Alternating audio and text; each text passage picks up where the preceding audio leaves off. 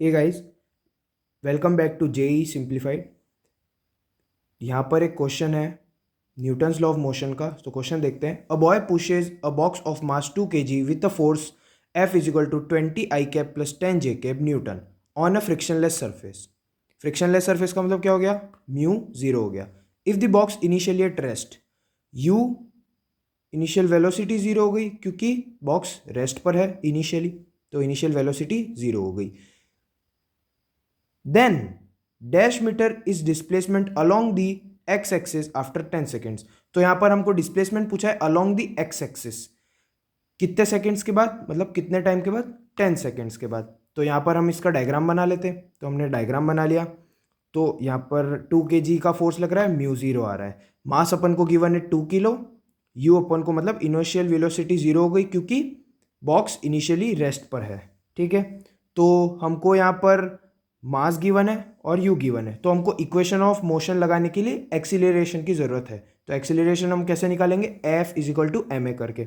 F हमको दे रखा है 20 i cap plus 10 j cap, और एम अपन को दे रखा है 2 kg, और एक्सीलरेशन को ए ऐसे ही छोड़ दिया। अब अपन को एक्सीलरेशन निकालना है, तो 20 i cap plus 10 j cap upon 2 कर दिया, 2 इसके नीचे चला गया, तो क्या बचा? 10 आई कैप प्लस 5 जे कैप। अब यहाँ पर आपको थोड़ा सा ध्यान देना पड़ेगा क्वेश्चन पे। क्वेश्चन में बोला है अलोंग द एक्स एक्सिस हमको डिस्प्लेसमेंट निकालना है।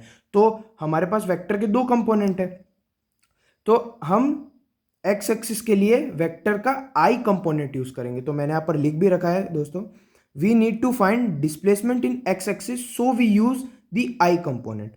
सो द रिक्वायर्ड एक्सीलरेशन इज 10। 10 कैसे हुई? यहां पर आई कंपोनेंट क्या दे रखा है हमको?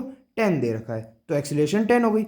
अब हमारे पास m है, u है और एक्सीलरेशन भी है, तो अब हम बिना देखे इक्वेशन इन मोशन लगा देंगे।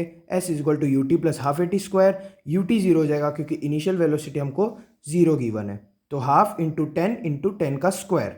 2 से 10 कटेगा 5 टाइम, 10 का स्क्वायर 100 हो जाएगा, 5 इंटू 100 500 मीटर आंसर हो जाएगा। देखो ये बोर्ड लेवल का सवाल हमको जेई मेंस 2021 में पूछ रखा है।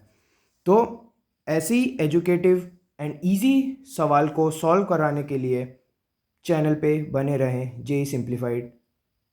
Bye bye, take care.